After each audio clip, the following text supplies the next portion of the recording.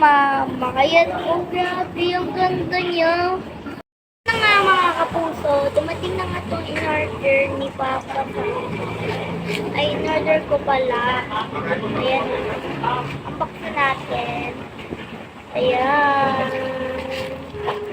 Wow, guys, ang ganda. In-order ko ito kay Papa dahil sira na yung cellphone, yung ano ng cellphone niya. Sira na yung pinaka-ano ng cellphone niya. Sira na yung ano niya. Yung ganto ng cellphone niya. Nakalimutan ko na yung tawag. Ay, alam mo. Sorry, nahulog ko. Yan. Ako. Yan.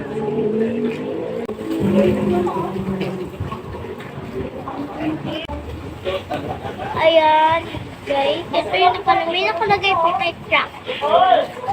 Yan o. Wow! Sobrang ganda niya! Oh! OMG! Napakaganda. Sobrang talagang ganda ha. Oh! Ganda. Parang sa cellphone ni mama. Kaya oh, grabe. Ang ganda niya. Ito yung sa amin na kasi lahat ng mga kagaya ng cellphone na ito. Kahit pati sparkles, kahit ano na sa amin na. Ito, makikita nyo naman. Sakin lang niya. Ang ganda tignan niya. May nakalagay dito na extraction. Tingnan natin muna. Yan. So, pagkakay ko na. So, member BT Galasho Bayak Relisya Milat Is Alam ko, hindi kaya yung binasa ko. Kaya,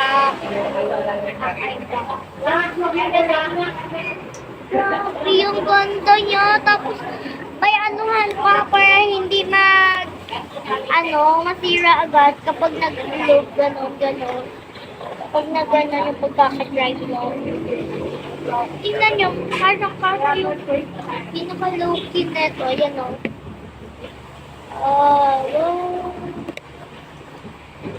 Kapag may dumatate, lagi ko hinihingi yung pinaka-ganto niya.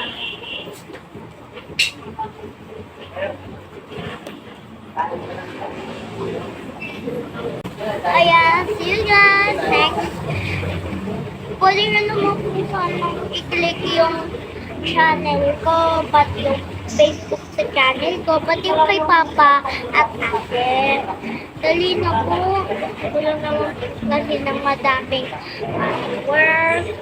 Para update kayo sa mga ibig.